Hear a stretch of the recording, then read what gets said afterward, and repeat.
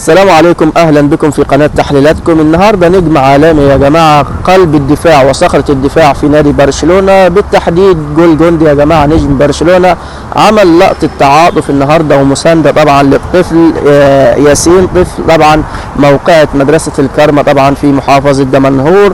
كلنا تعاطفنا مع الراجل ده، ولكن النهارده بالتحديد في مباراة برشلونة مع انتر ميلان الايطالي في سيمي فاينال نصف نهائي دوري ابطال اوروبا، النهارده في الدقيقة 40 لما اتصاب جول جوندي، هو طالع طبعا من الاصابه، اشار طبعا بالعلامه بتاعه العينين دي زي سبايدر مان طبعا مسانده ودعما للطفل طبعا ياسين، اللي في اليومين اللي فاتوا الراي العام في مصر مقلوب طبعا على الطفل ياسين، ومفيش حكايه غير حكايه الطفل ياسين. فخلينا اقول لكم طبعا دي لفته حلوه من النجم العالمي جول جوندي. ناس تقول لي طبعا احنا ما شفناش، احنا حضرنا المباراه وما شفناش اللقطه دي. يا جماعه اللقطه دي كانت عباره عن تصوير صحفي من الناس اللي كانت في الملعب، البث التلفزيوني ما جابهاش، ولكن التصوير الصحفي طبعا الناس الصحفيين اللي احنا كلنا عارفينهم طبعا هيكونوا متواجدين، هم اللي صوروا اللقطه دي بتاعه تعاطف ومسانده جول جوندي للطفل ياسين. ايضا على المستوى المحلي شفنا طبعا كلنا شفنا في البث المباشر مباراه الاهلي وبتروجيت،